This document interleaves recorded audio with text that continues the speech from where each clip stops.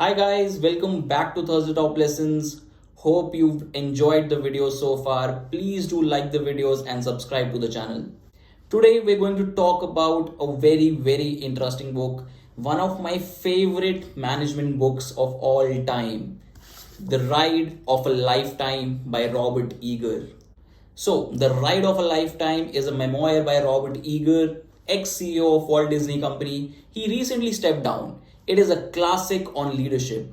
For someone joining at the bottom of the organizational pyramid and reaching the helm of the organization despite two mergers is simply fantastic. The learning from the monotony of his first job to taking decisions for creative adventures leaves a lasting impact.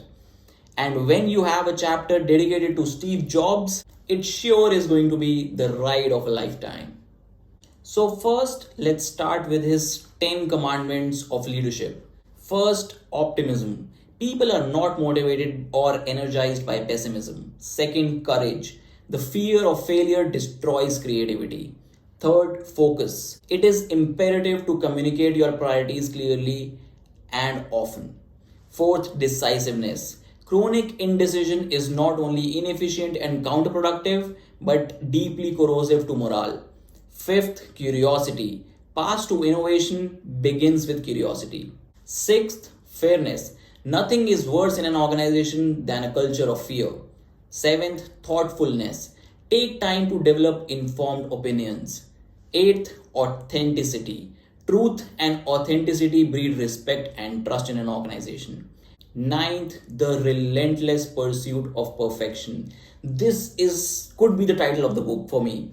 Not perfection at all costs, but refusal to accept mediocrity. And tenth, integrity. The way you do anything is the way you do everything.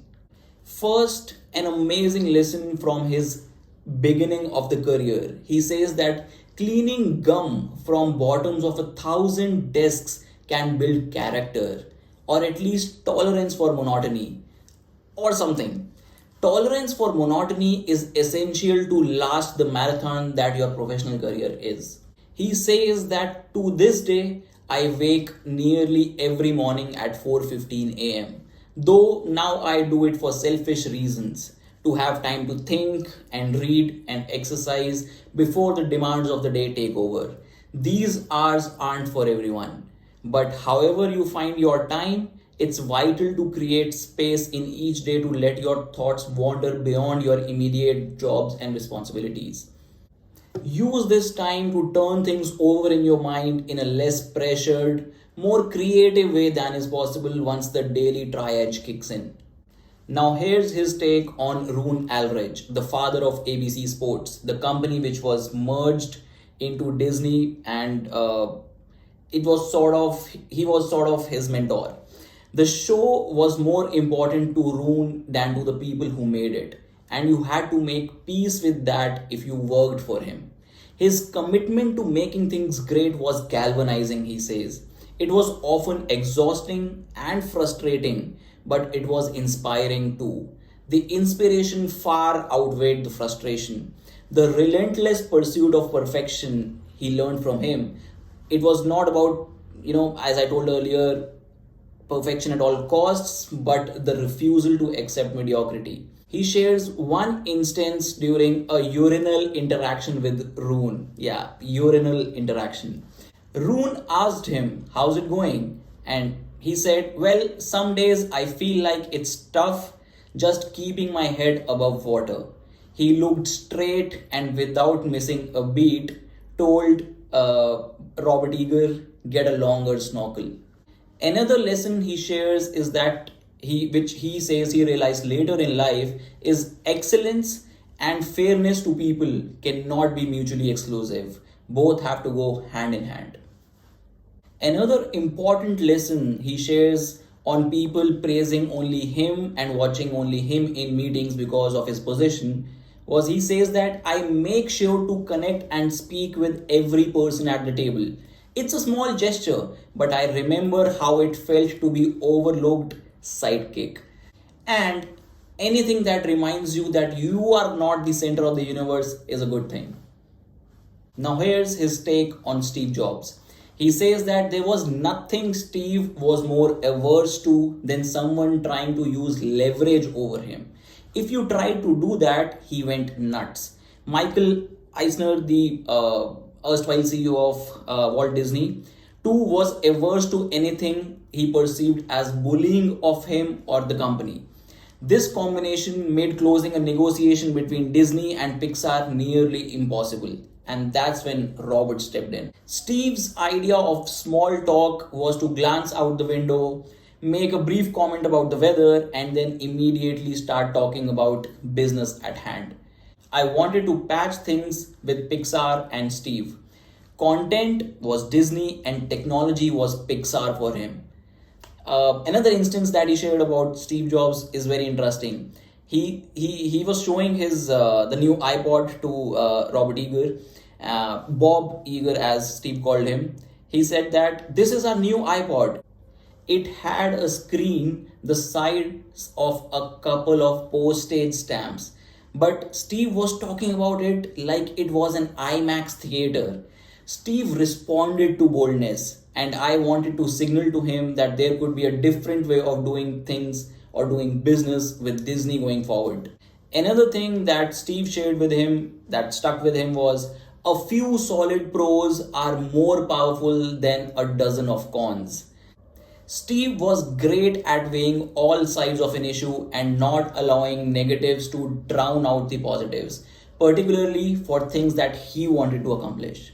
If you want to know more about how Steve Jobs worked, check out our video of becoming Steve Jobs with the link in description. Another important business lesson he shares is that if leaders don't articulate their priorities clearly and repeatedly, then people around them don't know what their own priorities should be.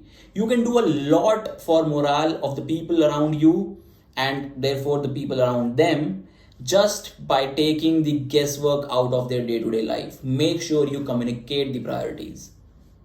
He also says that I can't overstate how important it is to keep blows to your ego, real as they often are, from occupying too big a space or place in your mind and sapping too much of your energy.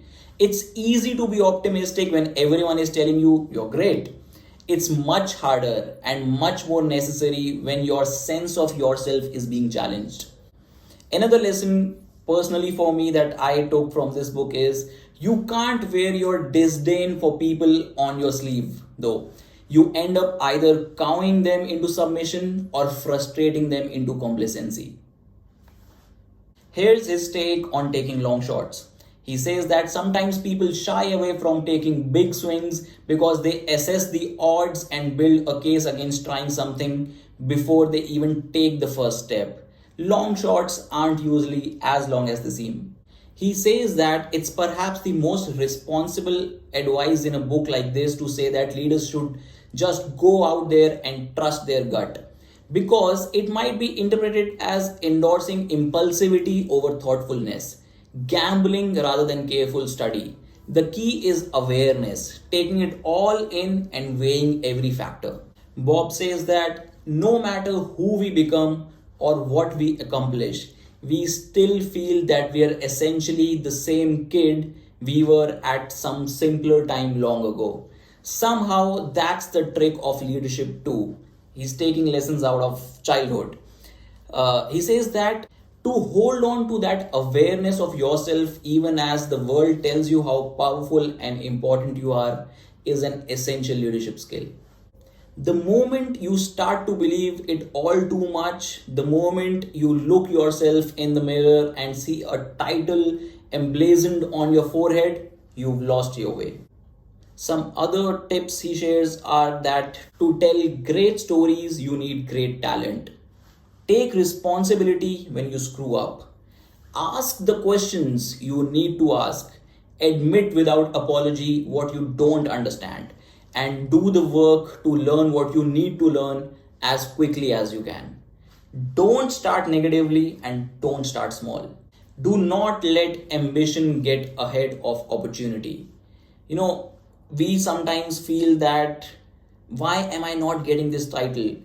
Bob Iger started his journey with a company that was merged into ABC, which then was further merged into Disney, and he became the CEO of Walt Disney Group. So he waited a long time to get that opportunity, and he himself felt that there was a right time for him to get that opportunity, and he did not let his ego or ambition get in the way. In some jobs, he says that you feel you are stuck for a little longer than you would want.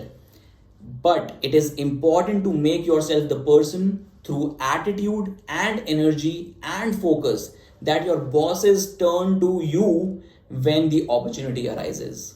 It's not good to have power for too long, he says.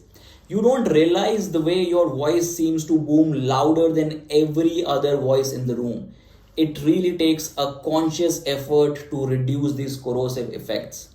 And in the end, one tip that is very gut intuitive, he says that if something doesn't feel right to you, it won't be right for you.